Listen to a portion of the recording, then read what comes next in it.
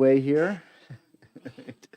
And so I hope today will be an easy day, that we'll just get through all these remaining 5 bills, right? Or yeah, 6 bills. Okay.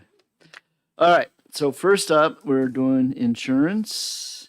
And the first up is the chronic pain.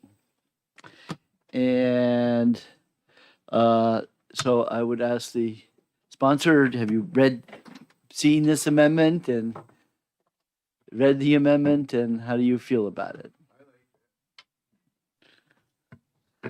This is Dave Nagel. I'm from Belknap County District 6, and I like it. Okay. Okay. Do you want me Davey to likes say it. anything Okay. more? It's better, almost as good as Mikey likes it. Okay, perfect. So I Right. guess for the members of the committee, anybody have any questions? I'm sure you're all reading it for the first time here, so. Okay, yeah. Do I, this Can I is- just briefly expand? Yes, no problem.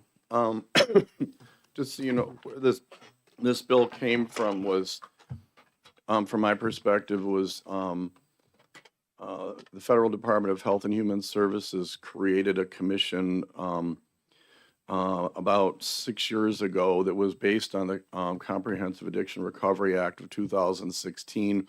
They recognized one of the biggest causes of opioid crisis was lack of access to non-opioid therapies. That's what created, it was interesting because that was created by the Obama administration. The Trump administration created this. The recommendations were basically that we don't have access and we need to improve it. That was the whole genesis by my involvement in this bill, was to how do we do that in New Hampshire. Over the summer, we met with all the stakeholders. We had some really great meetings and figured out why the bill that I presented to you, the original bill, won't work in this state. There's a significant insurance mandate that creates a cost for the state that we can't do right now.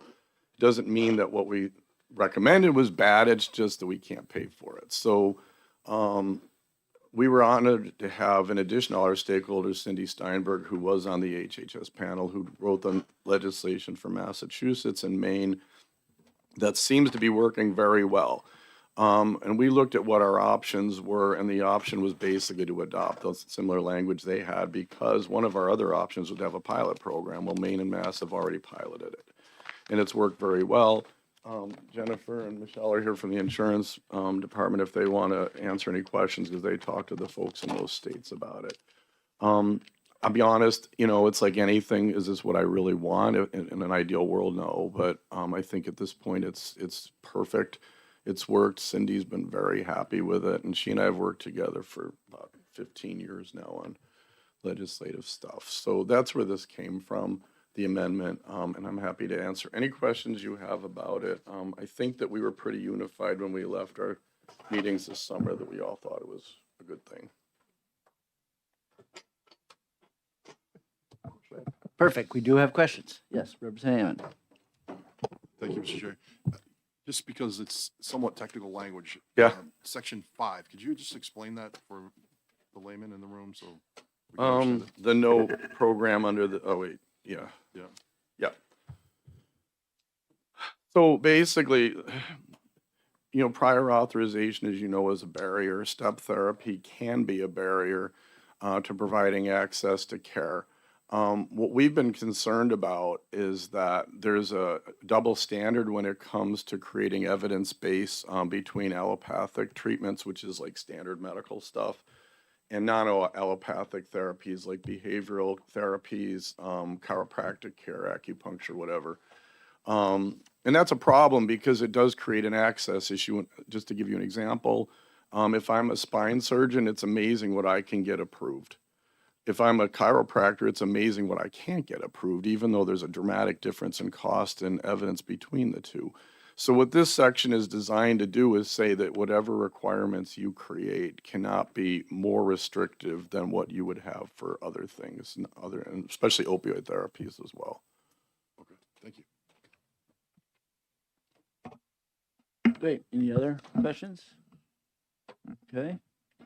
So I will, I guess, in terms of whether we have a subcommittee vote. I didn't really, I scheduled this so everybody participates, so I wasn't gonna get too bogged down in terms of who's in the subcommittee. But that, we'll take a straw vote, and so when we take up the bill. So this amendment number is 29. By the way, thank you for doing that. 90H. Okay, so we have a straw vote. Is everybody in favor of going forward with this amendment? Please say aye. Anybody opposed? Okay. Beautiful. Thank you very much. Thank you. All right, next up. See, I told you this was going to be easy. Yeah, so we can drive into town for lunch. Right. 10:15 is the next one. Okay, next is, oh, that's, we did this by time. I know, I hate this time thing. But, yeah, and I knew that I shouldn't have done it this way, but let's see, 97, which one is this one? This is, That's my subcommittee. okay. All right, so we do have an amendment for this one. So I'm just gonna pass this around. We're on 297.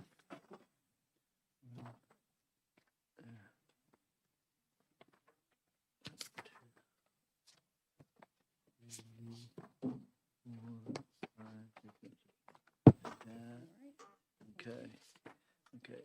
Take one, pass it along, and then the remaining we'll put on the table. Okay. All right.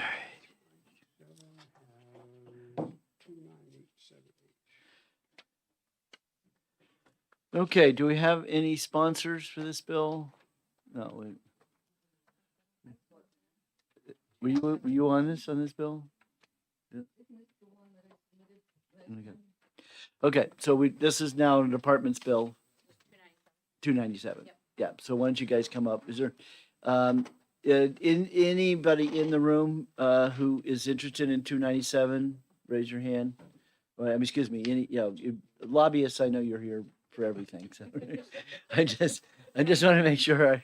The biggest problem I have is this column. So you be warned, you're sitting in the seat where I can't see you. You're- Okay. Okay. And so we pass it along and all the remaining ones got put back on the, oh, I see, okay. Okay. Okay. Tell us all about this one. Is it on? No, it's gotta be red. The red- Red, Red's, oh, red is sorry, go. counterintuitive. It Yes, seems it like is. red is stop, like you're not going. I'm out of practice, apparently. Yes. So, my name is Michelle Heaton. I'm the Director of Life and Health at the New Hampshire Insurance Department. This is a bill that we sponsored and tried to bring forward last session. What it does is it provides an incentive for more self-funded groups to opt into the CHIS. So, the CHIS is our all-payer claims database. All commercial insurers and the state health plan and MCO plans have to report in all of their claims data to this all-payer claims database. We use that database for a number of purposes, but it helps us track and report out on total health cost and trends in health cost drivers. So just a plug, we have our annual cost driver hearing, October 24th. It's going to be at the Brown Building. We sent out a save the date, but if you're at all interested, I can forward that to the whole committee. But all of that data we have another data request, but we get a lot of information from our all-payer claims database. And it allows us to monitor different things happening in the major medical market. So what we were trying to do with this bill is provide an incentive for self-funded plans to opt in. So self-funded plans, we cannot require them to report this claims data. There is a Supreme Court case, Gobey, on point that said we cannot require self-funded plans to report this data to us. However, they can opt in. So in order to try to incentivize them to opt in, we are proposing a slight change to the statute that would allow us to provide them, if they opt in, with a cut of their claims data. that can help them in shopping around for different TPAs and better managing their risk. There were some concerns about privacy with respect to this claims data, so we just put in some more language to caveat that the information, the claims data that we give back to the employer would be de-identified so that the employer wouldn't be able to identify, which person in particular is having certain claims. So we think that this is all set. It will achieve the purposes of protecting, claims information from employers and will advance our purpose of trying to get more self-funded plans to opt into the CHIS data. Any questions? Okay, Representative Miles and Hi, thanks for taking my question. So I just wanted to clarify. So the employer, the self-funded insurer, or the self-funded plan, the employer would opt in. That would allow the information to be submitted to the claims database. Then the employer would have access to some or all of the de-identified claims. And that would, is that correct? so Yeah, far? we would provide them with their claim information and de-identified it. They would not have the ability to just go into the system and access this. We would, do a Right to pull down know? of their data. could there and be a then right to disclose know it to them. request? Okay. There is DHHS oversees. There are ways of getting access to this data, primarily for research purposes, but there's other ways, and they don't give when they disclose. There's rules under DHHS that dictate how that's going to happen, the purposes for them being disclosed, and they're in charge of making sure de-identified data that meets the requirements of the request gets disclosed. And is there anything to say who within that self-insured company would have access and visibility to the data? It would be the employer, so whoever is overseeing that for the employer, that would be an employer issue. The reason I'm asking is it came to my attention that there's a company who is self-insured, they, and their case management department is able to see all of the claims of their own employees. And so that's why I'm asking this question, because that seems absolutely outrageous. So I just want to make sure that that's not something that, I want to make sure there's a guardrail against all members of the entire company being able to see this data. So we don't oversee that. That would be overseen by the Federal Department of Labor and ERISA, and there's privacy protections there. So if the employer was in violation of those privacy protections, Department of Labor would be the one to go in. But typically, if a employer is truly self-funded, they are administering their own health plan. They don't necessarily contract with a carrier to help them administer the plan. So if they are administering their own plan, then they will have, a department within their company that oversees that plan administration. Yeah, and they should that have may a be what segregated they're- department. right? Yeah, Not, and- not just like the case managers who take care, who see all payer claims from all the Yeah. companies. So depending on how the company's set up, whether they're using, So there should be a some third sort party of administrator. separation. But yeah, there law, are privacy ideally. protections. There's federally in absolutely place. that. That was one of the major issues, was the protection of the employee, so the employee doesn't get fired because they said, "Oh, look, you're the one that's causing us to have high medical bills." So absolutely, those protections exist under the ERISA statute. But no, we don't regulate that at all. So, you have to be on a microphone. So, you want to come over and just grab them? Grab the other chair. Grab them.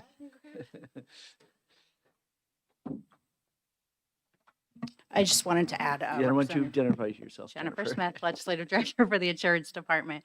The other word that was added to this, since you had originally seen it, is the data will be aggregated. So they won't get individual claims data. They will get aggregated data so that for that particular protection, so that individual employees can't be singled out. Thank you. To give a little history of this legislation, Tyler Brennan for the Insurance Department was the one who originally started to build this data. And the initiative really actually goes back to when we came to those hidden bills, the whole balanced billing that was going on, because we were all saying is, well, gee, how much does something cost? Well, you get a bill from the doctor. you got a bill from the hospital, and then you had this other bill that came out of nowhere, was, the balance billing, and it was the anesthesiologist, all right, or the pathologist, all right? And so the idea was, how do we gather all that data so we can really truly find out what what things are costing? And that's hence where this legislation has come from. And it's where we're getting almost 6-7 years old now in terms Oh, of longer than that. I yeah, think. long, yeah, probably Coming shows, up on shows you how 10 time flies for me. 10 But- years now. So. 10 years. Okay. So yeah, since Tyler first started this project. So that's where it really comes from. But again, it's very helpful for the department and for us. And when we ask the department, what's the trends, what are going on, they can at least give us a real number, because it'll have the aggregate of all the different things, all the different billing. And if you want that deep dive, please attend our annual hearing on October That's right, 24th. learn all more about it. So, Actually, my question had to do with the same, with privacy issues, and I don't think you can answer any more than you've already answered, but I would just want to be sure that that was airtight. Yes. Thank you. okay, having up Representative Ammon. Thank you, Mr. Chair. This is just a logistics question. So I'm looking at the docket here. We had a non-germane amendment. It was 0176H back in February. I guess, are we just discarding that amendment? Yes. Okay, thank you. It basically, in terms of once you retain a bill, then it's free to do whatever we want to do in terms with it. And so that non-germane amendment was dealt with a different issue anyways. So, okay, thank you very much. Any more discussions on this amendment number 2987? So we'll straw vote. All those in favor of this, going forward with this amendment, please raise your hand and say aye. And those opposed? So moved. Unanimous. Okay. All right, glucose, 648. So the issue what we were kind of left with was what is going on for type 1? And anybody do a little background work on what was happening for these glucose monitoring systems? I would have to say this year, I've seen a lot of ads now on TV for these glucose monitoring machines. And of course, now that my A1C is too high, my wife says, "When are you going to get one of those?" And I said, "Well, I hear they're expensive, so I'm going to wait until the price comes down." But yes, Representative here, you were you a co-sponsor of this bill? Is in my memory? No. Okay. Your name is there. Yeah. Yeah. Yeah, her name The is- case that was brought last time when we were here, yes, she indicated that she had $6,000 in bills. What we didn't have was what kind of a plan did she have? You can have plans that are high deductibles with low cost, or high cost and low deductibles. We don't know what she has. So we don't really even know if there's a problem. The fact is, we don't know, because we haven't seen somebody. Because if you're getting your health insurance through your employer, the employer is going to choose how much the deductible is going to be, and that's just the. Excuse me, I didn't have my mic on. So the employer is going to choose how much your deductible is going to be. So theoretically, if you're a type 1 diabetic, if your employer has a high deductible plan, you probably don't want to use that health insurance plan, right? Well, you might do HSA or whatever they call it, a health savings plan or something like that. You would hope that the employer has something that you could get into that would solve it.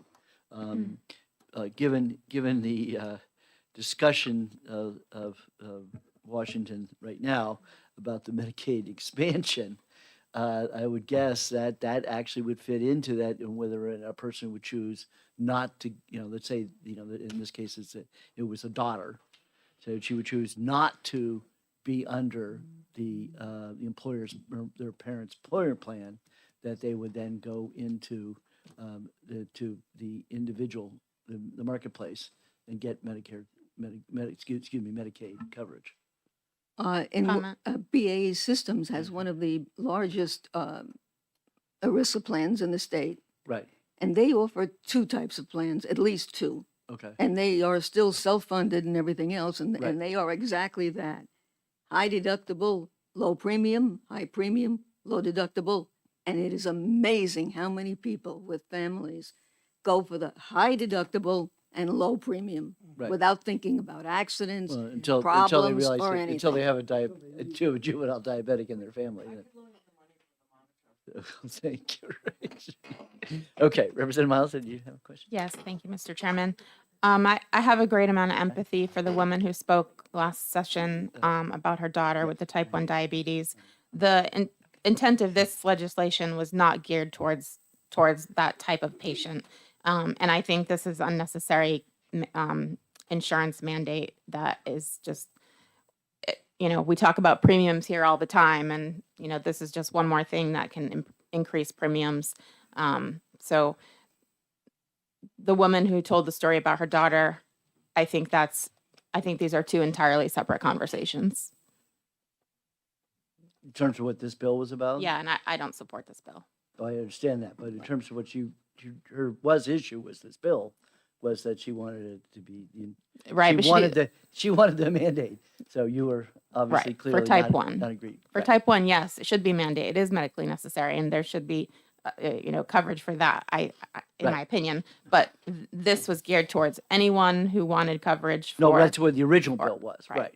But in terms of And- that particular issue, what gave, in my mind, what gave it legs was that this legislature has, in the past, passed legislation that capped insulin for those type 1 diabetics. We were capping how much they were, that there was $100 a month.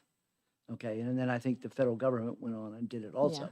So the issue is if would we dare to do the same thing, not in terms of the insulin, but in terms of that cast, should that also apply to this issue? But this is about the CGM, not about, this bill is about a CGM, not about the insulin. That is true. You That know, is true. So let's focus on the bill itself, which is about allowing Right. CGM. Okay. So, Thank you. And, I have, and of course, you're in support of this bill. but I have some other points that Okay. I couldn't say last time, and I really want people to hear, properly and make that informed decision.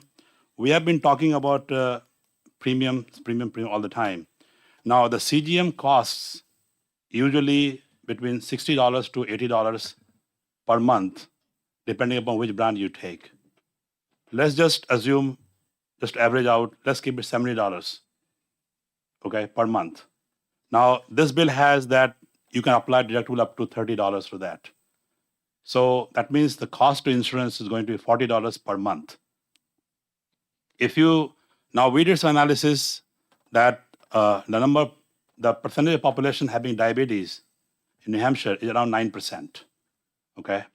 Now, insurance company already covers for people who have insulin. Take out that population, probably if you pass this bill, the people who might fall in this category who will be eligible probably would be out of 9%, probably around, let's keep 5%.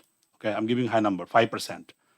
Now, if the cost of $40 has to be covered by everybody, which is basically distributing, it's like 5% is 1/20th of the population who will require this. So $40 with 1/20th, it distributed, it comes to $2 per person. I mean, I'm not talking about rocket science here, a lot of research required, 6 months, $1 million research. There's simple math. It'll be in the ballpark $2, $2.50. So we are talking about premium increase of $2, $3 in that range. We're not talking about premium increase of $100 or $200. That should alarm people. That is one thing I want people to, consider that. So Secondly, let me just make sure I got you so far. okay. Okay. So you're saying is that you think we should pass this bill Yeah, and I'm in giving its current arguments to form that. because you think that at the end of the day, the cost per members, everybody else, and we're all paying into this thing for the cost for us would be so low that it would be worth the mandate. And this is also after assuming the insurance company is not going to pitch in anything. If- I understand exactly. So Yes. now here's the answer to that question. I'll ask the department, did we ever do a cost analysis of this legislation? I thought so. And what was the number? Thank you, Representative Spear. The cost for the equipment itself is about $1,383 a year. Assuming a take-up rate of 26%, it was going to be $48 a year per member on the insurance roll of Right. that plan. It's not trivial. So It isn't $48 trivial. divided by 12 And hold No, no, on. $48 for everybody who's in per the- year. She's talking per year. Correct. Yeah. I'm talking per month, which is still $4. And I didn't apply a deductible of $30 because this also says you can apply up to a deductible of $30. There was another part to that. People on non-insulin therapies has not consistently shown clinically significant reductions in A1C levels. So if you're not on insulin, these things have not been statistically shown to be of benefit. And this is written by the Diabetes Journal itself, from the collection of the diabetes people. Can we talk about that So point with these later? two things, it's very First- difficult to move. Let's focus on Let her premium first. finish. No, I think we move to Let the her point. finish, then everyone else. Yeah, I got that. Like, let's just Okay, speak one just- point premium first. Got it. Okay. I give up. All right. So you're basically saying that in counter to his argument is that this is is more expensive than you would want it to be for a mandate, and B is it's not even shown to be have a Second positive part- result. yeah. Next hand up I saw was Representative Sullivan. Excuse me. So do we, this isn't just anybody who wants it. It would have to be Bill But was designed for anybody who who wants wants it. it. But did we not change that? For some reason, I Yeah. thought we changed it to only people who actually the doctor thinks that they should get it. Well, right, the doctor, well, evidently, that was a. That I want to propose proposed- change actually. That was a proposed amendment. Yeah, to it. change. Yeah, we need to change that because I do see that on page 6, you don't need prescription. And I was saying that you need prescription from the doctor. Okay, I would let you, Representative, we understand that you feel very strongly about this bill, okay? So I would hope that you could sense that you need to let all the members of the committee have their say, have to, talk about this bill and be patient. No, I got that. Otherwise- I'm just trying to rectify that we talked about the amendment of prescription. You've just Last time. repeated yourself, all right? Here's my number one request. Please do not repeat yourself, okay? We're all bright people here. We all hear you the first time, okay? Representative Sullivan, do you have anything? So the question is, yes, it wasn't just willy-nilly, anybody could get one. It was that it would be done by a doctor prescription. So I guess to follow up with what Carrie brought up then, why, I mean, Carrie just said something, some study from the journal. So why would a doctor, presumably who knows what they're doing, maybe they don't, if that's the argument we're gonna make, but let's assume that they do because they are doctors, why would they want to prescribe something if they didn't think it was medically necessary? Is that a common problem? That's you're posing that question. Representative Miles would like to respond to that. Okay, two things. So a lot of times physicians, they want to do what their patients ask. They will say it's medically necessary, but they really do try to do what their patients want. They're trying to be holistic. Separately though, this is not a non-invasive device. I mean, it's a small needle that goes into the arm. So to the conversation about having this available to anyone who just asks their doctor for it and the doctor decides, yes, okay. This is not this is not necessary. This is not something that we should have insurance companies mandated to cover when A, there are over-the-counter options to monitor these blood sugars. It's available. Like you can buy it at the store. And it's just unnecessary. This is just completely unnecessary. You want to monitor your blood sugar, you're not on oral anti-diabetic agents, you can go to the store and buy a device. You are on oral anti-diabetic agents, you can still go to the store and buy a device. Once you become, your A1C becomes out of control, you're having comorbidities, then that's another discussion. And that is when the physician will say, oh, yes, medical necessity comes into play here. And that's when the coverage should be discussed and talked about. But just like blanket, everyone should have access to this if they want it. And their doctor says, sure, because they're trying to be holistic and be, patient centric. This is just, no. Okay, Representative Sullivan, yes. So just to follow up what you're saying, so if somebody, I honestly know very little about this, so that's why, this is, I don't have diabetes or anybody in my family who has it. And so if somebody, one of the things that we see in our healthcare system that we all can see with our eyes as we just observe our system is that oftentimes we wait till people get really sick and then it becomes really expensive to fix whatever problem it is. They don't go to the emergency room, or they go to the emergency room to get care that they could have got at a primary care doctor's, whatever, right? Because they wait too long. And so I am curious if anybody knows whether or not having one of these systems would prevent the progression of diabetes in a way that might actually be a good thing for just the treatment and the healthcare of people. And if that is the case, is that something we should be reconsidering? So I can tell you from my own personal story, right? Because I'm going to be turning 69 next 2 weeks. You look great, John. Thank you. Right. but I am technically almost a diabetic. I'm on the cusp. Okay, because my A1C is now 6.6 or something. Something too high. Okay. So what is it that those of us, do about this?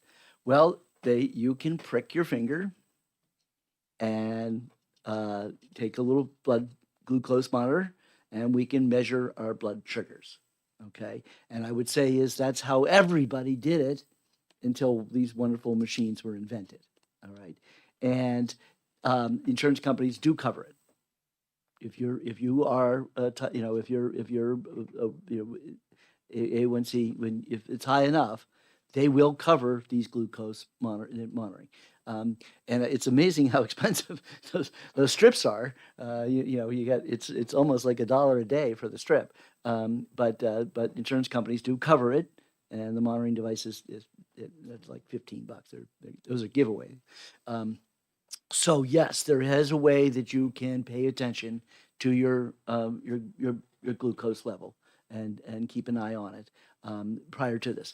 The marvel of these machines is that it's monitoring you constantly and your data and all like that. So it obviously when you become a type 1 or a type 2 diabetic, a full-fledged diabetic, it probably is a good idea to have one of these monitoring systems, but it's more important was for the type 1 because the type 1s really had the big swings with their sugars.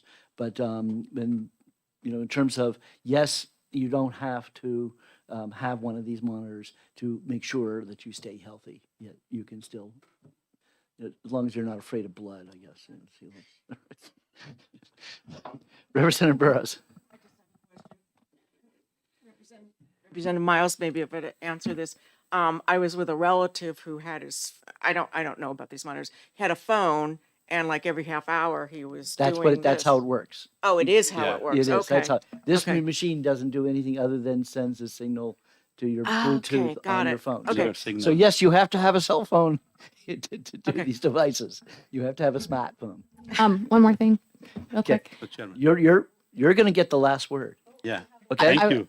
I just Okay? want to say a I lot want to of make sure I get everyone else to speak, Right. and Thank then you. you'll have the last word. Thank you. Okay. Just one last thought. A lot of plans actually do pay for, it's part of their preventative health, maintenance plans, where if you've been going to your doctor and you have like a pre-diabetic code in your record, the insurance plan, or they will send you a monitor, and just it's part of their, just what you said, like part of their way to prevent a decline in the condition, so that you can monitor it before it becomes a big problem. And that's just part of their wellness programs. So some of them just will send it to you, and so some plans are already doing that in a way. Does that make sense? Similar to those heart monitors, they have you put those on for 24 hours or something that, they'll. So, Representative. Can you please remind us, when we talk about these insurance mandates, what segment of the insurance companies we're talking about? We're not talking about Medicare, right? We're not talking about Medicaid. We're not talking about self-funded. So we're talking about a very small percentage, perhaps 12% of these insurance companies, which is generally small businesses.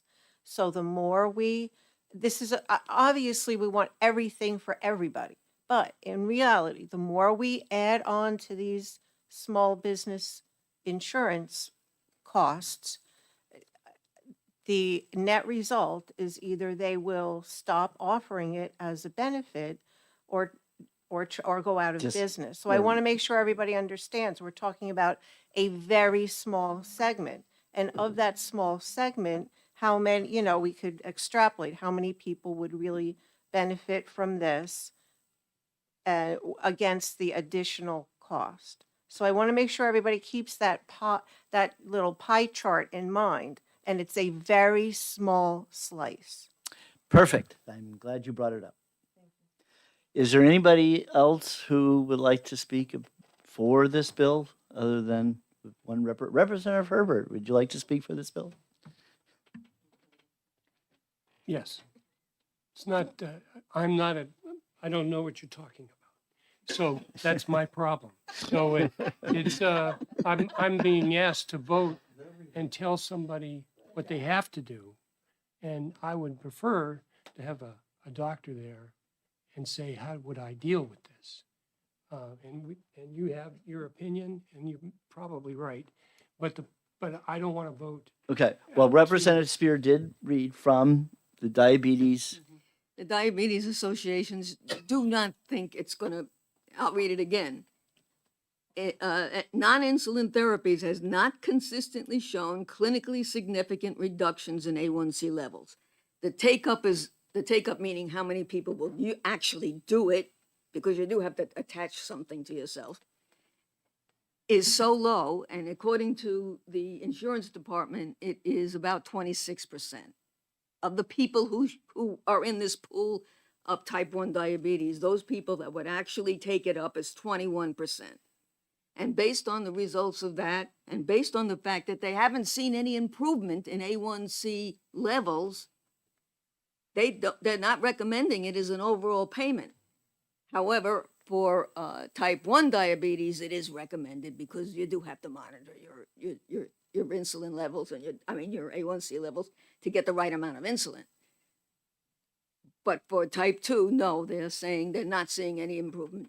So this legislation prohibits somebody to do this. No. This is a health insurance mandate. Yeah. They say the insurance companies must pay for these monitoring devices, which we heard discussions of several $100s. Yeah. Can they pay with crypto? But yes, she's not a doctor. She's a lawyer. But I can simplify this for everyone. So again, Michelle Heaton, Director of Life and Health at the New Hampshire Insurance Department. We did do a mandate study on this, and this bill has been kicking around for some time. There's different iterations of it.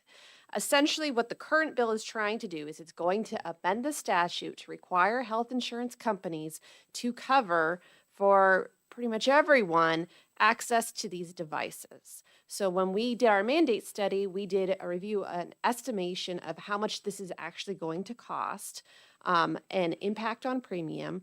And some of that is assuming certain uptake. It, as stated, it is invasive. You do have to get something like attached to you or installed. I don't know how they Yeah. do it exactly, but it's not as simple as a pinprick. So that's why we estimated the uptake around 26%. Currently, these devices are covered when they're medically necessary. So people who have conditions like type 1 diabetes or have diabetes, and based on their clinical presentation, they could benefit from this. They already have access to this. And insurance companies are already covering that. We saw that in our mandate study. We first looked at, is this being covered? Are there gaps in coverage? And from what we could tell in our analysis is anyone who meets those clinical criteria for being able to benefit from these devices, they are having access to this. What this bill would do is require those people who right now, the clinical studies are saying there's no added benefit to having this based on their clinical presentation. This bill would allow those people to have access to this. Right now, those people don't have access because it's not medically necessary. What this does is it places an insurance mandate on the individual, small group, and large group markets as currently drafted. That presents a whole nother issue in that it's adding a benefit mandate, and when you do that in the individual and small group market, the state will have to pay to defray the additional That's cost right. of it. This is the So there is a secret, fiscal the impact to the ADA state on impact, this. yeah. It's not just carriers or consumers. For QHP plans, the state would have to pay to provide access to this additional benefit because it's in addition to the essential health benefits. So hopefully that level sets what this is actually doing. Right. So when the Affordable Care Act was passed, and I always said, boy, I want to be the fly on the wall because when it passed, they were supposed to try to figure out which mandates were going to get covered because every state was different. So what they did is kick the can down the road. They said is, okay, we'll just take whatever the mandate the state has already passed. So all those mandates we'd already passed over the years, which you've been here for a lot of them. Okay, all those ones we already passed. Okay, we put a stake in the ground. They're in. Any new mandates after that Affordable Care Act with that stake in the ground, any new mandates, no, the state would have to pick up the cost. We really don't like that. No, we don't. No. Well, Thank you very much. that's a problem. Thank you for reminding me about that mandate requirement. Okay, everyone else has spoken. Now, Do you know how much it would cost the state? Because of the fiscal impact says $0. The original fiscal note never had a dollar amount. So they just know it'll cost something. They just don't know how much. The So study we're- showed how much. The benefit mandate study gives an analysis. When we do our fiscal notes, LOB likes us to put in a very exact range. We have no idea what that exact range is going to be, and that's why we did the mandate study to give a possibility, doing certain assumptions. We have no way of knowing who's actually going to take this up. Are they going to fall within that clinical criteria or not? So the mandate study is a best guess based off of the legislation as it was written at that time. My understanding is that the latest version is a slight adjustment, but you would still have that problem with the benefit, with it being subject to defrayal. And so the mandate study is a great proxy, but it's not exactly what we were looking at when we. And it would did be this very fiscal. unusual because we've never done this before. We have, Yeah. since the Affordable Care Act passed, no more mandates. I would say to the relief of this particular chair, it saved us from a lot of battles this committee has had over the years, which was over health insurance mandates. So yes, it is true. But this is good. Thank you. That it brings up the question about these when you see the fiscal analysis on a bill. When a bill is introduced, and I assume some of you might have introduced a bill this time around, the first week of September or whatever, and with legislative services will then see if they will send the bill to the department that has oversight and say, okay, what do you think this would cost? Okay, so that they're winging it too. Okay, and we've had bills, I think we had liquor bills that we had some debate over whether the cost analysis was really, was true or not, and some, people were concerned about it. So you have to take those fiscal analysis with a grain of salt, except if the bill is requiring a specific position, and then it'll tell you how much it's gonna cost us, the state, to hire that person and what it's worth. So those kind of ones are easier for a department to figure out what the cost analysis will be for a fiscal note. But when it comes to health insurance mandate, we've never gone down that path. So, okay, has everyone else had their chance? All right, so this is your last Words. This is your last words, and I'll give you 5 minutes. Okay, thank you. That's very generous of you, Chairman. Uh-huh. Very generous. So I want to address few things, some of the information that needed to be corrected. So I'll start with, you asked, were there any doctors here who can testify in terms of medical, because we're not medical professionals. I agree with that. Yes, when this bill was introduced early in the spring, that time there are people from diabetic field, they are diabetic experts, people had knowledge of, there are some of the doctors, they are present here. They all unanimously were advocating for it, saying that this device is going to help reduce the diabetic level, or at least control diabetic level to the extent that it will not progress. Because the way diabetes progresses, that if your blood sugar is not in control, or you're not able to control it with a normal way, which is taking some medicine like Jardiance or whatever, and your food, it keeps affecting your organs slowly. It's a slow process. That's why they call it slow death. So this is going to, at least slow down the process, that you won't go to the next level, which is insulin. That is more costly. They're more costly prescription, more costly, treatment. So there were doctors here available, and I don't have diabetes, but Chairman, he said you have diabetes, and he can, at least. Pre-diabetic. I'm a pre-diabetic. Okay. So at least you have some experience on that. My wife, she's pre-diabetic also, so I know some things firsthand. When I take her to the doctor always says that, yes, this will help.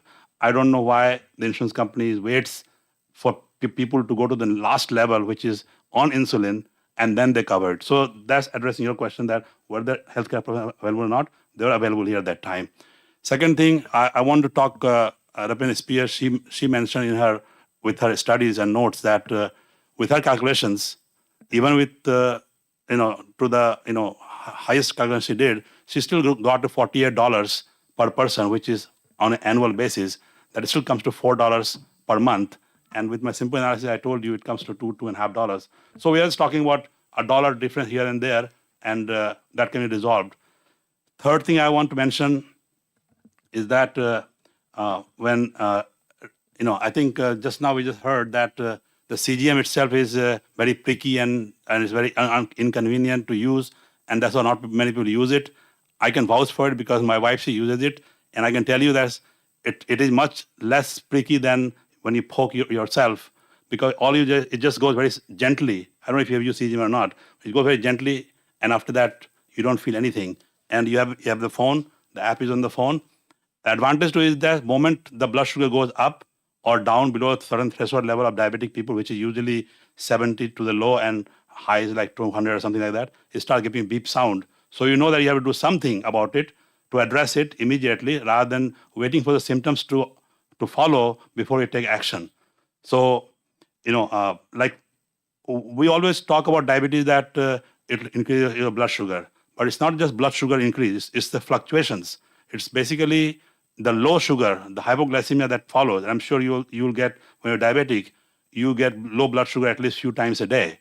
Now, yes, you can do the prick test and you can find out, oh, it is low. But that you'll do only when you feel that you are low. The low symptoms of a low blood sugar hypoglycemia is like weakness, or you'll have dizziness or whatever. But those things kick in after an hour or so of you being under low blood pressure. It doesn't kick in immediately. While this phone will tell you immediately, the app, that you are under low pressure now. What I'm trying to say is that the reason why diabetes affects you is called a slow death, is because it affects the organs slowly, is because you are now there with low blood pressure or high blood pressure I mean, sorry, not pressure, sugar for an hour or hour and a half before you realize it. Think about when you're night sleeping. How do you know that your blood sugar has gone low? You would not know that immediately. Only you start feeling the symptoms, and that kicks in after an hour and a half. I mean, hour and a half.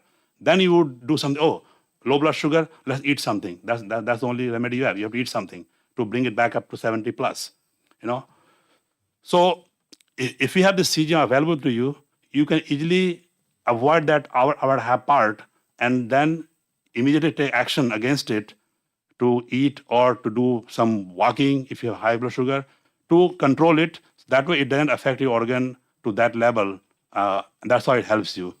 That's, that was the low hypoglycemia part, because I was told that, oh, you can always do the test when you feel, after dinner or after meal, you can do it. That usually gives you, for the high blood sugar part. What people don't know here is that the low sugar that kicks in is not periodic or timed. You don't know when it's going to kick in, and it all depends from people to people based on his body mechanism, body metabolism, and different factors. And it doesn't kick in at a set time. So you just don't know when to test yourself, and this helps you. So that's all I want to say, addressing everything that we heard here. Yes. Thank you very much for giving me the last word, and hope you guys will consider about this what I just said. I have a sense that we.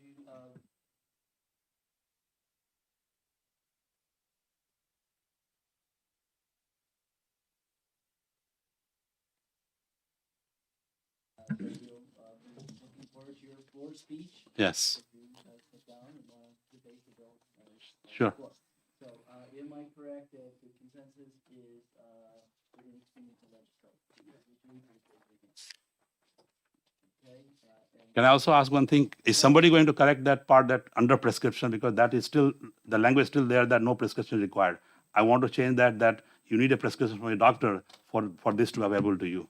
So, if you want to do that, you would How that can be done? you would have that amendment drawn up, and then so this will be after we've done exec this bill, right? Which is on the 28th is when I have the date, right? So after we exec this bill on the 28th, you go to Legislative Services, have that amendment drawn up, and then have them inserted in the House calendar, so that when you get down to debate the bill, you'll just say that you're going to hope. First, you have to overturn the House, because the motion will be inexpedient to legislate. And if you were successful to overturn the House, then you would get up and propose that amendment. So let me, since I'm new to this, I want to ask you, I don't want to debate on this bill. I want to debate on the bill with the amendment saying that prescription is required, because if there's no prescription, then the argument becomes very weak. I need argument when prescription is required. Your amendment that you're recommending, you can certainly say on the House floor that if the House was willing to listen to you and overturn the inexpedient legislation motion, you have to overturn that motion. You can certainly say in your motion, oh, by the way, there is an amendment that says that you have to have this doctor involvement. Yes. Okay, you can certainly say that. You can't get too back, and if you go too far down that path, you'll be hammered down. Okay, you just want to say is, yes, I have a floor amendment that addresses that, do what I would argue that we should be doing, which is passing this bill with Amendment? with that amendment, right? But you just can't go too far about the amendment. So when we exit you want to this keep bill- that conversation minimal. No. So when we exit this bill, can we exit this bill with the amendment saying that? You would, like, again, is that after we've taken action on this committee and we have made the motion inexpedient to legislate, you will submit that you're going to do a minority report. And in your minority report, you're going to say you think we should pass this bill with the amendment, and you can actually have the amendment number written right into your minority report. You can have the amendment so anybody can go see it, and you can briefly address what it says but technically the House rules is you're just debating the underlying bill. You're not debating a proposed amendment. So you have to be you have to walk on that carefully, lightly. Mr. Chair? I'm sure the Democratic leadership will be more than I'll willing provide to help guidance. you. I'll provide guidance on that. I just want to say, and I say this respectfully, Representative, I think that it's obviously your right to do that, and I think the idea of the minority report The is. amendment you're talking about or the? Your amendment, no, I'm talking about, I think a minority report would be appropriate, but I think the chances that you're gonna overturn this ITL on the floor are pretty close to zero. And you have the right to do that, but I'm gonna be really blunt, I think you'd be wasting the time of every representative in the hall. Well, we had the same kind of, situation for the ambulance bill when I was the only one against it. And then on the floor, I got 85 supporters, 85 votes. That ain't a lot. On the floor. That ain't a lot. It still is one fourth. It's not bad. Representative Spear. I have to say something about two comments that Representative made. $48 a year is not a lot for you. $48 for a family of four on a low income is a lot. So when we balance this, we have to consider who is going to pay for this. And remember, we have people on on low income situations who this could kill them. And this is already over a number that I did an analysis of that would drop people off the rolls. And having anybody off the rolls of the insurance, off the insurance rolls is not something we should ever take lightly. The second thing, the people that were witnesses here last year, I guess it was, almost all of them were type 1 diabetic. All of them talked about cases that were type 1 diabetes. And the people that had diabetes that were witnesses were type 1 diabetics. We didn't have type 2 diabetics in that discussion. So Okay. Okay. We also forgot to mention one thing that if this CGM is allowed, in that case, people You- don't have to spend $30 on the prick system. That is, somebody Okay. acknowledge that it costs $30 per month to have, that box with the pricking system. So you Okay. reduce that part also. Let's straw vote. All those in favor of ITL, please raise your hand and say yes. Yes. Those opposed? Is- No. I know, Chris. Because you've been one of those people who've been down on the floor when tilting at windmills. This one right here kills me. Okay. All right. So perfect timing. There was a method to my madness. So now the last but not least, 725 relative to ground ambulance services. Obviously, we have passed legislation to address this issue. And so far, I haven't heard too many complaints about what we've done so far. So I'm not sure we really need to do anything more with this bill. Is there anybody in the room who'd like us to do something different with the ambulance bill? What we've passed? All right, seeing none. I guess we would just want to ITL this bill. Okay, anybody have a We already had that. discussion? Yes. Turn your mic on, please, thanks. Does ITLing it, is there anything in here that if we ITL would preclude us from doing something in the future to change anything that we've already established in the previous? Well, all legislation? it needs to be having this because this would say it's not it. It doesn't necessarily kill. It just kills this bill, but in terms of, and we would be taking it up in January. So let's say some senator put a bill in, Mhm. and but it would have to be very similar to this one. But if it was a let's say a technical correction, Mhm. then it would be allowed. Okay, we've already established the 325, so I don't see any. Right. Yeah. I mean, as we all know, the future debate will be in 2 years when the 325 expires and we have our new system that comes into place. that there would be some temptation for somebody to put in legislation to, oh, it sounds like the Affordable Care Act, to continue or to end the sunset and keep the bill and keep it alive. Sounds familiar. But so at any rate. All right. So all those in favor of ITL of the ambulance bill, raise your hand, say aye. Those opposed?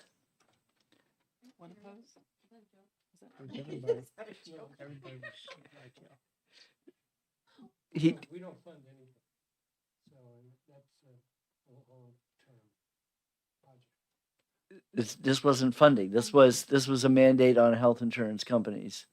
But well, I guess we decided it wasn't a mandate. It wasn't in terms of the Affordable Care Act limits. I mean, it's not considered it's not really a mandate, actually. It's really not a mandate. It's a facilitation of the reimbursements.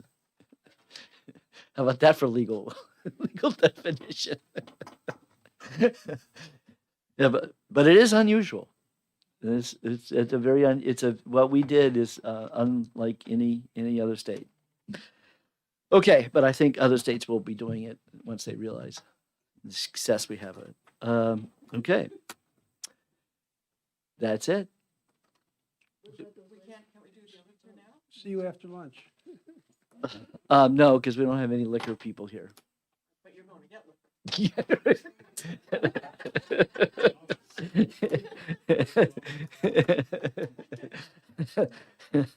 Okay.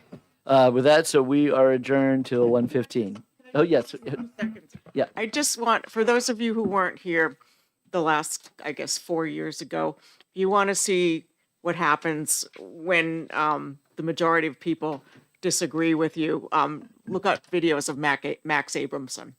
And you'll see everybody in the room going out for a break whenever he got up to speak. Am I correct? Yeah. Well, in Yeah. terms of the floor debate. Yeah. Yep. Is that a reference to me? Yeah. Sorta. Yeah.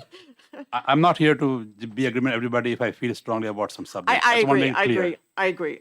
I really agree. feel about it. That's why I present my ideas. I'm not there to just go with the flow just because everybody's going with the No, flow. I understand. I really did not mean disrespect to you. Well, I She feel was this. forewarning you. I that feel you this might comment was wanna- not necessary at this point, especially. It's my New Jersey sense of humor. Okay. Well, sometimes you have to have humor at the right time also. Otherwise, it backfires. You already know the story, what happened to Jimmy Kimmel. Okay. You got All right. reinstated. So. Oh my God, I want to. So I do have one thing before, is that we have these 15 bills. So when we take it up on the 28th, I would like to have someone who will make the motion and be willing to write the committee report. So please look over that list and see if anything you would like to make the motion on. Your minority report, yes, we'll need it on the 28th. Yes, you can start working on your minority report, yes. Do you want to support anything else the committee's done? You want to do a majority report? On anything else? Okay, so I would urge people to consider this is a good way to get your name in the House calendar. You get your name permanently in the House record. And don't worry about the committee report, because there are many eyes will be on it to make any corrections that are needed to clarify. So feel comfortable writing, a simple committee report, since these bills are pretty straightforward. I'm not going to be here on the 28th. If I wanted to, could I still write a majority report? You can still write it. Okay, I'll look at You're not going to be here for the 28th? trip what was planned a year ago. So we move the exact date up? No. I mean, we are so much in cahoot on these. I don't see any reason that's. I like that word. But that's a bad word. That we're in agreement. Okay. on- that we're in agreement on it so much. I mean, I can get a substitute for me, but I'm not sure it's even necessary because we agree on this. Well, they don't like substitute writing reports either, but yeah, that's fine. You can look at it, so. And I think we do have to write reports for interim study, right? Even interim study, we're retained where we didn't have to. Interim studies, we do need to have have a report for interim study. So, okay, I was just thinking about it. If you, yeah. anything you want, you have the expertise in the medical thing, so I would give that up to you. Okay, I'll do that one. You agree I didn't want to anyway. take it from you. I mean, No, I'd rather you do it with your expertise. Okay. Maybe the opioids. Sorry. So like, if you want to do some of the business ones, that would be great. And the college athletes. Okay.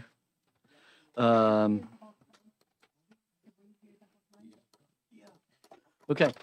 All right. With that, we're adjourned to 1:15.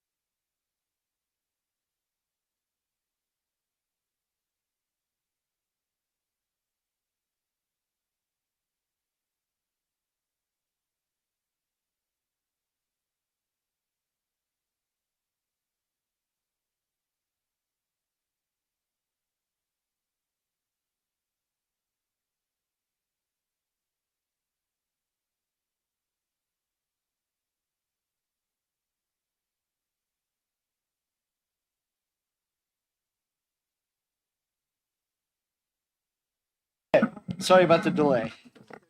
All right. We'll open up, House Bill 529, relative to the Liquor Commission. We have an amendment in front of us. Yep. And, so someone from the department want to come up and the commission, will you guys stop hiding behind this damn column? I'm gonna have to have a sign on this. Just take the chairs down from there. You know what I need? I need one of those, cameras that they have, you get in your car at the back. I need a camera there so I can see. And a sign under says, beware, you're being watched by the chairman. The YouTube can't, this is. Well, that's what I'm saying. It everybody gets back? cut that seat right out completely. Right. Well, that's why I told him to start moving over. So whose seat is that? And Susan, right.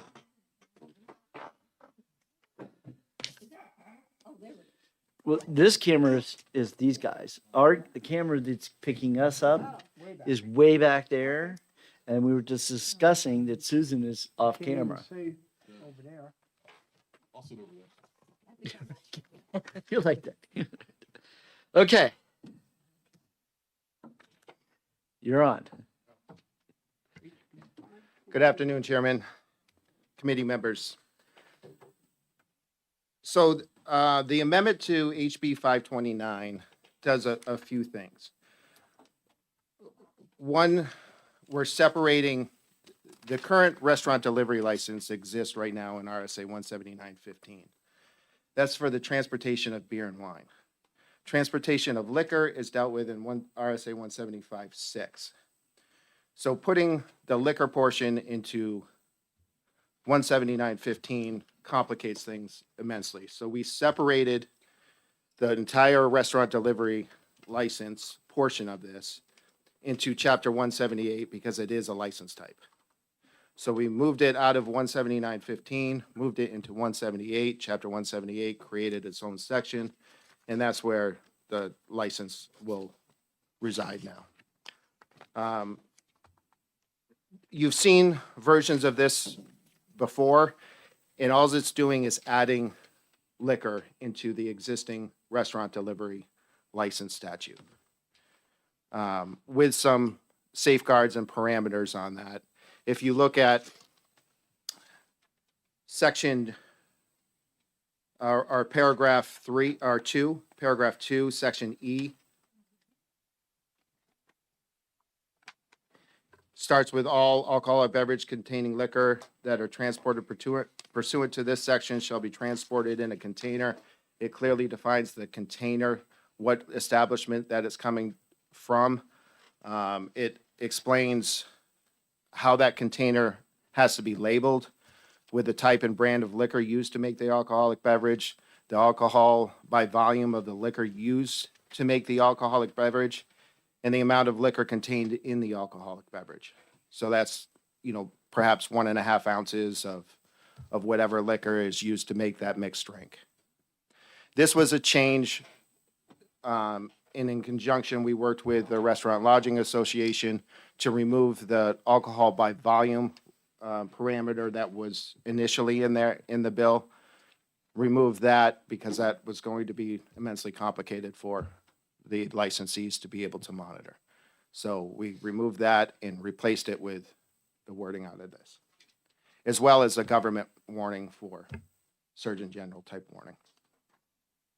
So I anticipate, as well as the Restaurant Lodging Association would anticipate, the industry members would come up with a recipe type cheat sheet to be able to just put a sticker on whatever sealed container that they're using for the liquor drinks. Why don't you go and talk a little bit about the sealed container and ensure that we won't have an open container problem. Yeah, the sealed container, thank you, Chairman. The sealed container is a tamper-proof seal that has to be from the restaurant delivery licensee in a manner that clearly demonstrates when the container has been opened. So they make devices now, and we have seen them in the industry as well as restaurant lodging, that you can seal like a container and seal that. So there is no way to, once it's opened, it's opened. Once It's you very- break the ban, it's opened. Right. So there is no way that somebody transporting that in a vehicle would be able to say this was opened prior. On the can itself, it has to identify on a label a detailed description of the contents of the liquor of the alcoholic beverage, including the parameters that I've already said, the type and brand of liquor used to make it, the alcohol by volume, and the amount of liquor that's in each of those drinks. So, Mr. Chairman, what we've tried to do here is mimic what is in the original statute about original container. So now we are seeing in the industry, since that original statute was made, just after COVID or around COVID time, that there are ways now in the industry to tamper-proof those containers to make them safely transported in a vehicle without jeopardizing any of the previous statutes of transportation of alcohol, possession of alcohol by minor, or any of those statutes that are used frequently when you have open containers in a car. so when I go to a restaurant and I didn't finish my bottle of wine, they stick it in a paper bag that's stapled. And that How has- are we thinking about it? Let's say the person buys this container and they have a social district. It would not have been delivered in this device, right? Or if that the person would have to know that if they buy this, they can't be drinking it in the social district. This is only for something for them to take home and drink when they get there. Correct. There's separate, in the social district law, there's separate parameters of that law that indicate it has to be in another opened container with the name of the establishment that it was purchased from. So there's other restrictions in that as well. Okay. So hopefully that'll be clear to the consumers that when they choose the container to walk out with, that there are limitations to each one and what they can, and you feel comfortable that this statute will make it clear to them. Okay, so why don't we just, for humor's sake, let's talk about section 1.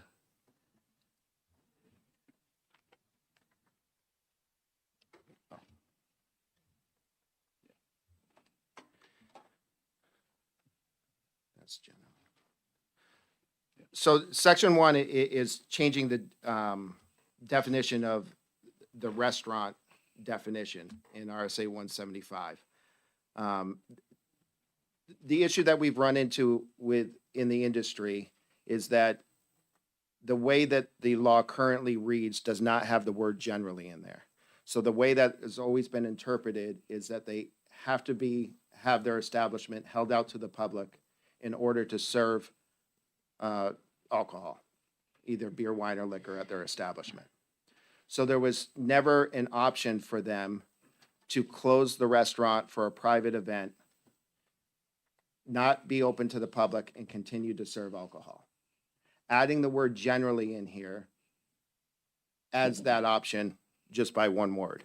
They're generally open to the public. They're not a private club, but they will be allowed to close for, say, a holiday party or whatever.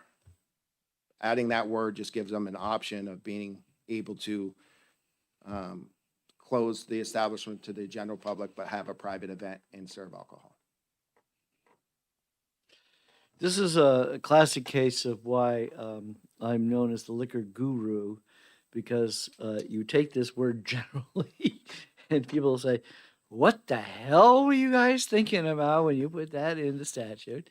I would assume the definition of restaurant hasn't been changed in 30, 40. 1990 and probably. you- Yeah, right. And then all of a sudden we're dropping this word that generally is pretty existential. But the legislative intent, which is will be important when we write the blurb, whoever writes the blurb for this one, committee report, is that it's for a specific purpose to allow a restaurant to be closed to the general public that night, Correct. generally. Representative Spear. I've been to restaurants where they've closed to the general public for special tastings and things like that. That was not allowed? Evidently, no one ever pointed it out that there was this statute, the way it was written back in 1990, was a little fuzzy. Yes. Representative Magner. Section 3, just about everything has been crossed out in section 3. Did you find all this sort of further restrictions? No, they moved the It, statute. it's, that is the removal out of 179.15. And it was replaced Okay. into Thank you. 178. Yeah. As much as I love the repeal, this was not a repeal. This is Correct. this is a repeal and move. This is a move, not a repeal. So the statute still is intact, but we had to move it where it was originally framed to make the most sense. And to that point, and I know you've been with us a while, Representative, anytime we have the ability to do some housekeeping, and I know for years you've heard me say these laws are intertwined and sometimes there's an unintended consequence of dealing with one statute and affecting three others down below. If we have the opportunity, and we always message it to the chairman, if we have an opportunity to clean up, to make it easier for our consumers, our licensees, all of you and your colleagues to navigate through the statute, we're going to do that. Thank you. Okay. Any questions? Anybody? Anybody have a problem with this? Is there a way we can include the 2 a.m. thing? Otherwise, I'm going to fight it on the floor. Did you bring that in as a separate bill for next year? No, because I thought we could maybe have a good faith discussion on this one. We have a vehicle in front of us. Why recreate the wheel? Do this and that. Well, reason we can't. I thought we had a good constructive discussion at the time and say that we already did allow perimeters for a town to vote to recall allow the to change it. So here, maybe you can enlighten me or somebody can enlighten me because I'm always confused of how New Hampshire loves to lean into the whole local control thing. You do realize like local control means like some towns can be dry towns and other towns can be open 24 hours a day. Then That would there- be true local control. We have dry towns. But they can't be open until 24 hours a day. So it's still, the state is still mandating things, right? And so why can't we just, if we're going to mandate, why can't we just get in line with like the norm for the country? That's all I'm saying. It's the same thing. I know it's a broken record, but like, it's important to me. And I realize that very few people in this committee are going to be going out till 2 a.m., but there are other people in this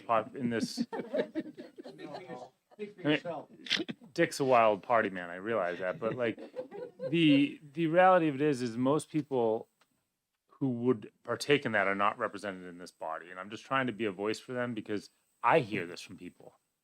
Like maybe you don't, and maybe you don't care about it, but I hear it from people. And like I said last time, there's a lot of things we should do to make New Hampshire more appealing to younger people. And this is like a really, really, really tiny little thing that seems so easy to do.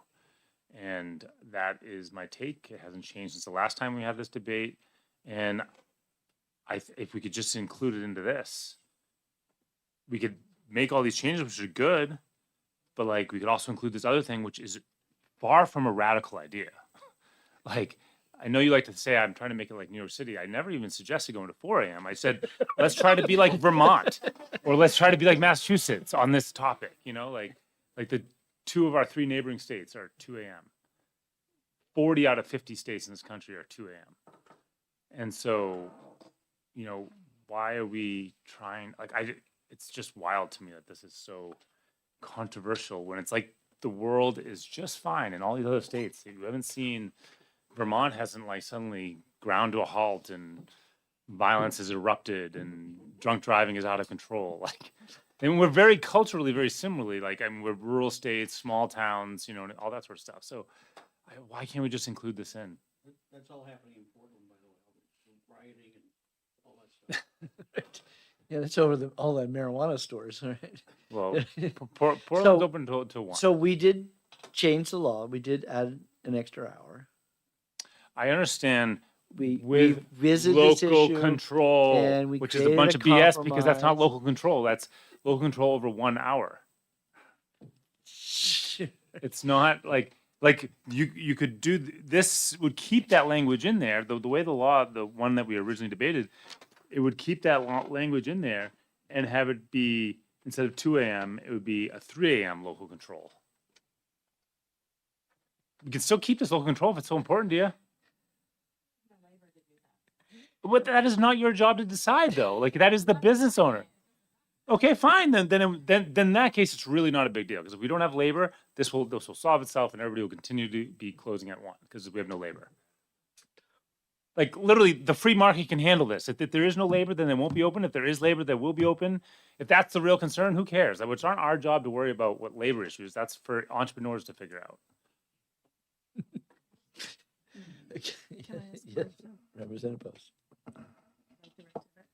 You can absolutely direct it to Chat with me all the you want. person. So, I don't remember seeing people coming in asking for that.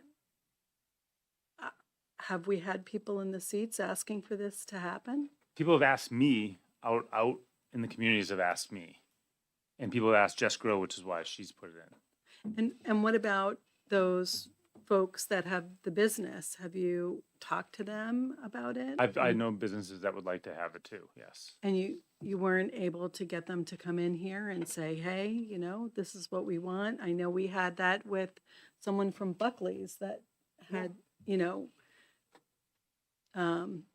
did a big thing and got that done for the what was it? It was for liquor, beer, or something like that. They did a new place. I mean, I would think other people would want to jump on that. Yeah, I mean this wasn't my bill. I'm not on it, so Yeah. I wasn't doing the lobbying effort behind it. But I have been asked, like, why is New Hampshire so behind? Why can't we be 2 a.m. like everyone? I literally do hear this. Like, I know you roll your eyes. You just rolled your eyes at me. It's not like I'm making this up. Like, I'm not just pulling this out of thin air. I'm a lousy poker player. Not good at poker, but like, I mean, I'm not saying like, I'm actually genuinely perplexed why this is so controversial. Like, can somebody explain to me, like, do we think if we're open till 2, suddenly like mayhem is let loose on our communities? Like, what is the fear? Well, I remember when I was in college in 1970s, late 70s, This is before I was born, John. and Cambridge closed at 1.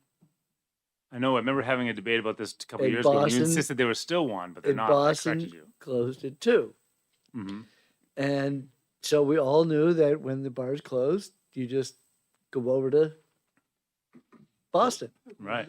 So how far is Vermont from you? I'm right on the border of Vermont.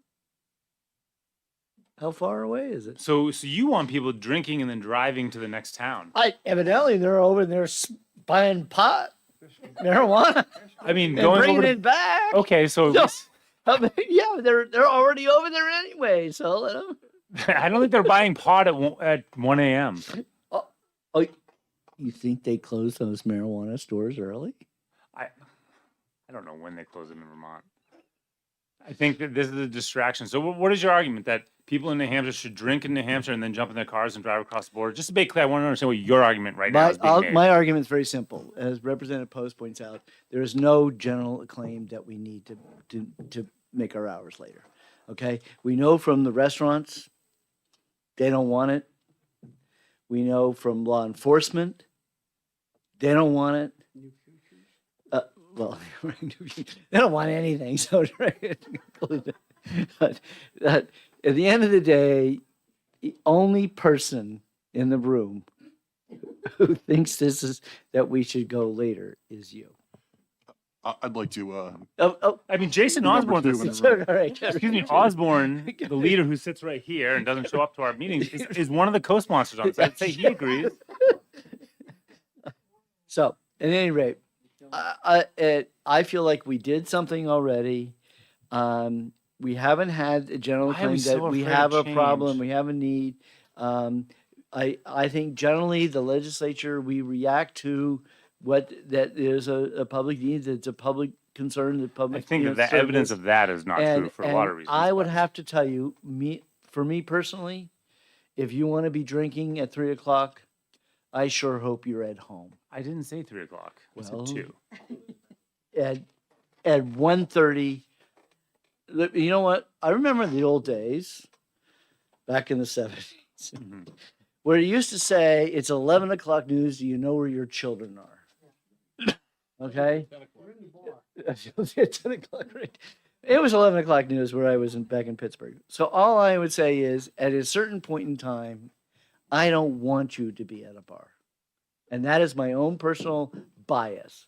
Mhm. And why I So you get to personally, jam it down the throats of everybody in New Hampshire who disagrees. I don't think I jammed too much down. I think I mean, I it's could just- just say, let's be rational about it. That if you want to be drinking long past midnight, long past what was the howling, the bar that had the dueling pianos, it was called the Howl howling. at the moon. Yeah. At that point in time, yeah, I think you should be home. I don't want you to be in our 40 out of 50 one states of does our this. facility, any things that is just asking for trouble. Okay, so where's the evidence of trouble in the other 40 states? Absolutely.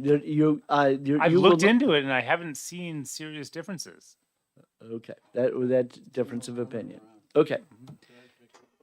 Well, I'd like to make a suggestion, a comment here, which is that you have a slight win in that the hours have been extended.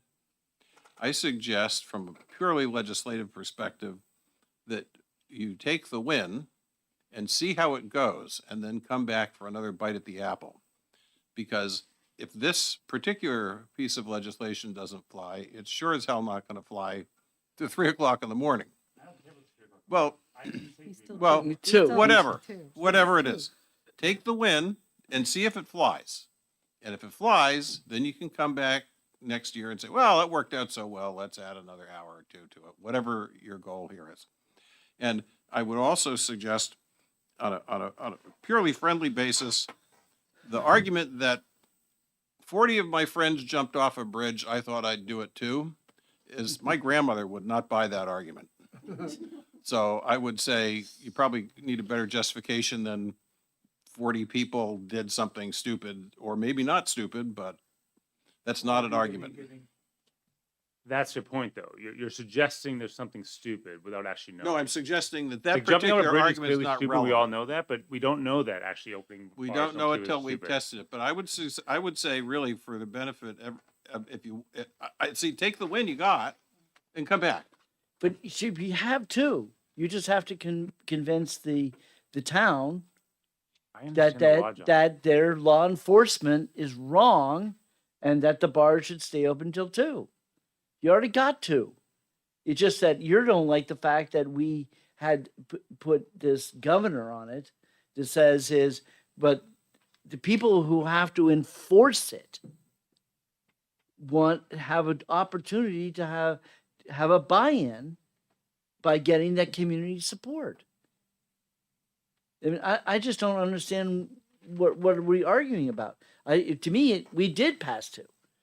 We passed 2 by saying the town vote, and just like when it came to the social districts, it's a town vote. Everything we've been doing. I mean, I have to say, to be honest with you, it's amazing how much stuff we have gotten passed by simply saying a local vote. I mean, I can think about even before Kate, that it was the issue of having happy hour. And how did I finally get that bill passed? It was a local vote that the selectmen of the town, if they approved to have happy hour, then they can do it. So yeah, I really believe you are getting everything you want in terms of moving things back and being more progressive. But yes, we have a little catch. We want community buy-in. And at the end of the day, everything in our liquor laws is absolutely based upon local buy-in. That's why you could be a dry town. And we have what, 4, 5, 3. We're down to 3 now. Okay, so that, yes, that we are getting there. We are certainly being very progressive. But at the same time, the catch is, and you say, where's this local control coming from? Well, at the end of the day, liquor laws is the most, I always thought it was the only upside down laws there existed, right? Where everything was legal until it was made illegal, except liquor. With the end of the prohibition, everything is still illegal, and it's just a matter of what you made legal. And I thought liquor was the only one like that until I got into a zoning, debate. And I found out that it's liquor and zoning are the two mother may I laws. And the fact that we were able to get these things passed by simply saying, taking mother may I and putting it on that community that has to enforce it. And I don't see the problem here with our current statute. Well, we did already. Representative Burrows. Can I switch the segue into something else? Sure. Okay. No, my question is, given these changes, do you think that there's any necessity for more sobriety checks and that kind of thing?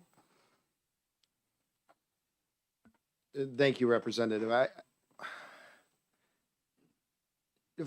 Merely for the restaurant delivery license portion? Well, and the Do you- people taking the liquor out with their meals. I don't know about the sobriety check, but the compliance checks, we have already incorporated compliance checks into the restaurant delivery license, just like we do the alcohol compliance checks for the minors now. We will continue to do that. We did a study with New Futures and sponsored by NABCA on the restaurant delivery process in the past when we first approved the law. We use that as an educational tool to educate our licensees and making sure that they were in compliance with the restaurant delivery for the beer and wine. So this will continue, and we'll have to set up different parameters for the introduction of liquor into this if it were to be approved. And just follow up, I'm specifically talking about people who, they get their meal to take out and mixed drink. And this may be too hard to answer as a hypothetical, but just wondering, if other places have increased surveillance of drunk drivers and people who are driving with these drinks open. Well, the goal here would be for them not to open the drink, right?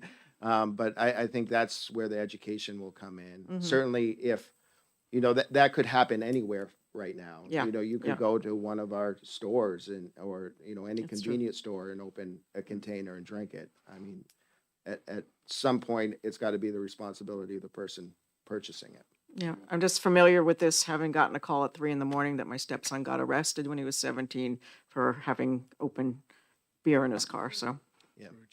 Through a checkpoint, Representative? he got pulled over.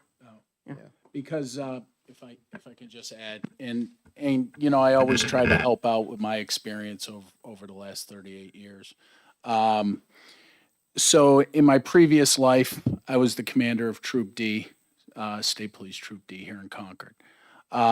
There will always be arguments. There are tools that law enforcement has for, and this is going to hit Representative Sullivan, some of his concerns too.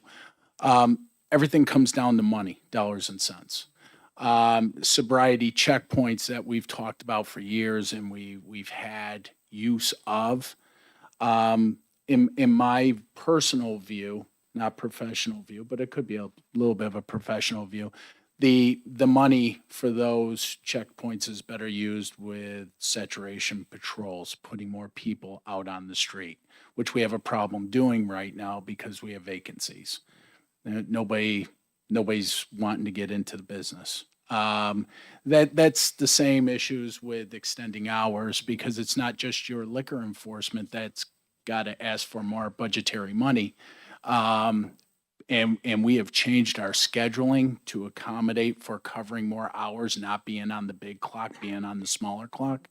But you will see that municipalities, and to the chairman's point, municipalities will push back on it because budgetary wise, it'll cost more money. But there are several tools to do compliance, like the lieutenant said. But at the end of the day, those tools, they all have a price, a dollar sign price. So, but thank you for your question. It's a good question.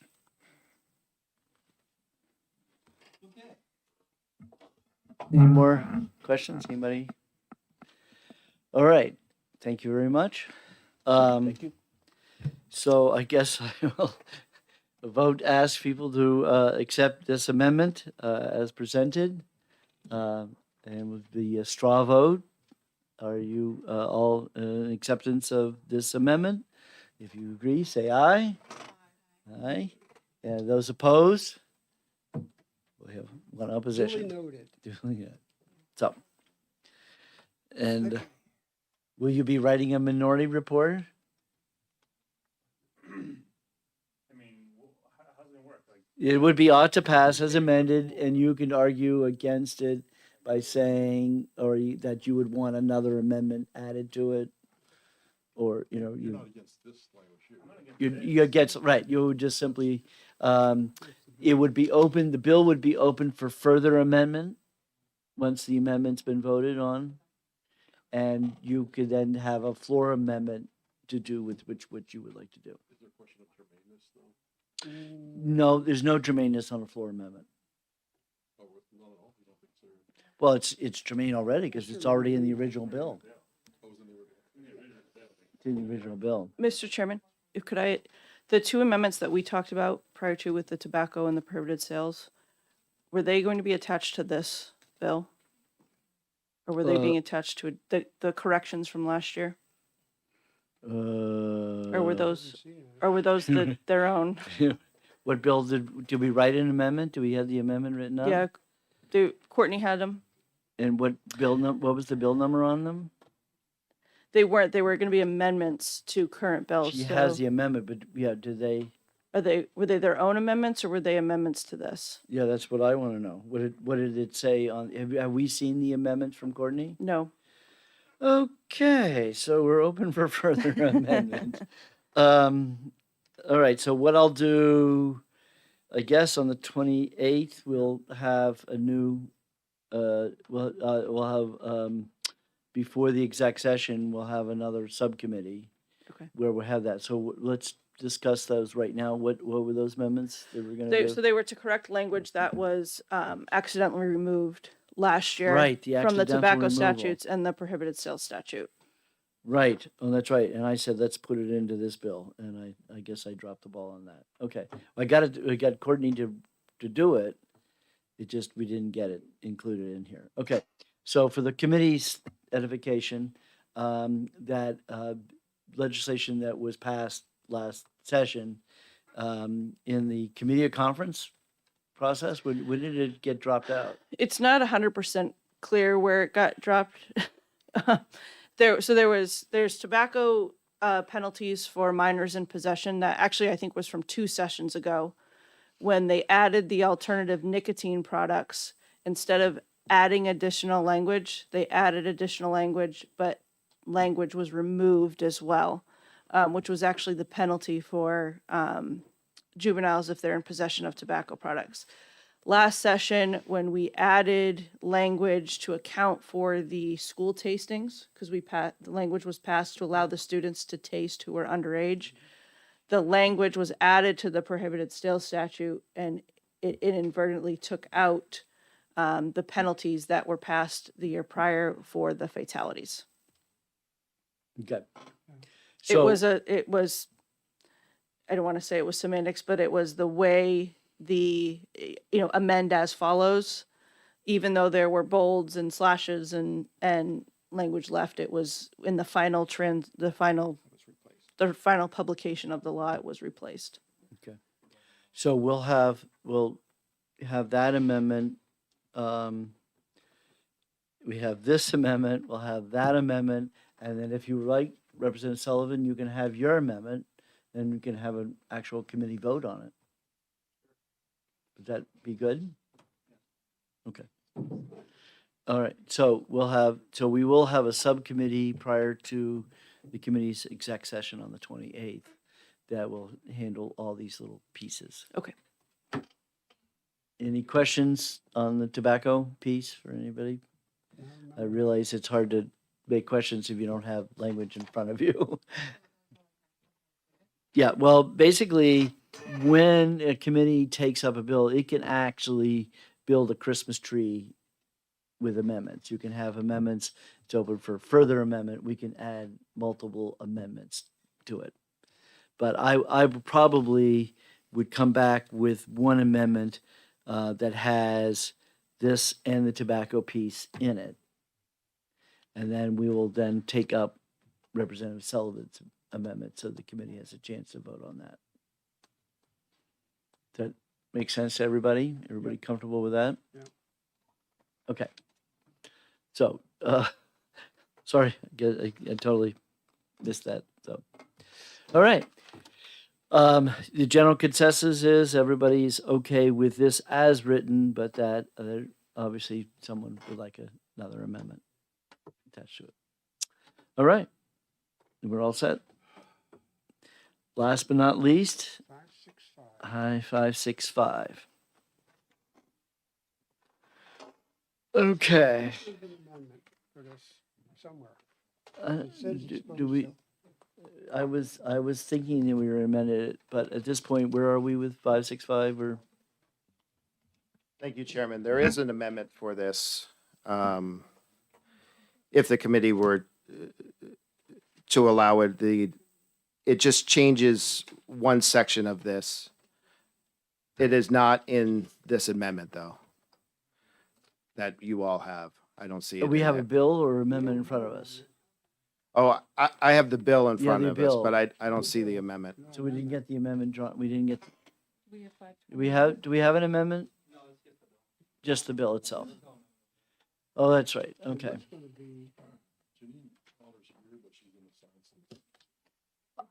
I talked to her about this, and then the amendment we were going to add, right, that it'd be a parent, had to be parent or guardian. Is that, Okay, that's the language that is in most of the other cocktail lounge licenses, yes. Parent, Right. legal guardian, or adult spouse. okay, so that's the amendment we want to have done. Why did I miss this? Chairman, we have a recommendation for another amendment to that. Okay.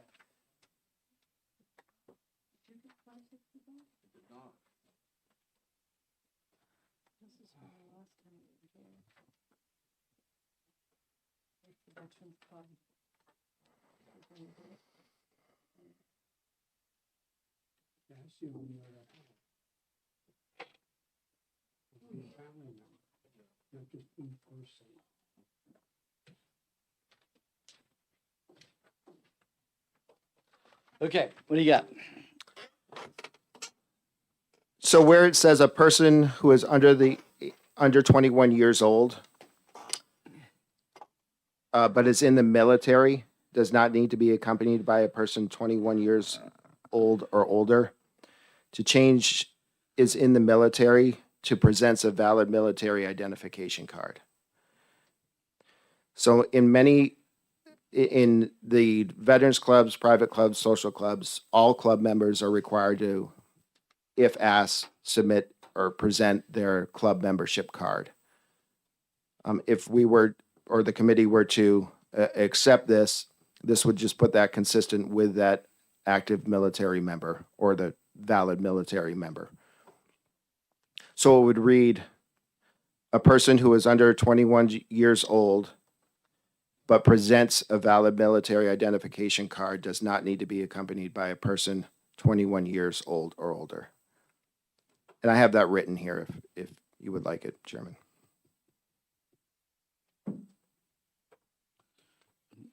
Okay, great.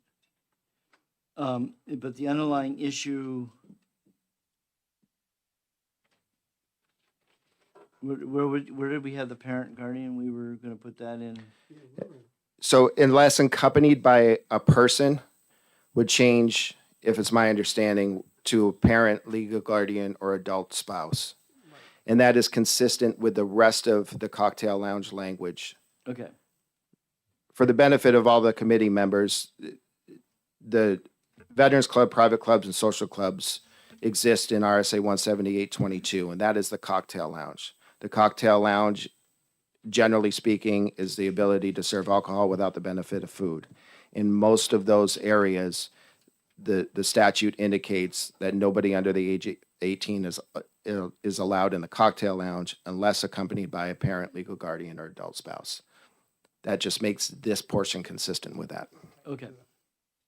All right, so, yeah, let's get that language over to Courtney and get that amendment drawn up. Okay. And then I will send it out to all the members of the committee, along with the other amendments. And so that when we meet on the 28th, unless somebody would like to meet on it earlier. Anybody want to meet earlier? Okay, so we'll do that at 10, and then at 11 o'clock, we'll have our exec session on the 15 bills. And, but we'll get all those amendments sent out to everybody ahead of time. Perfect. Okay. That seem agreeable? Okay. Thank All you. right. We're adjourned.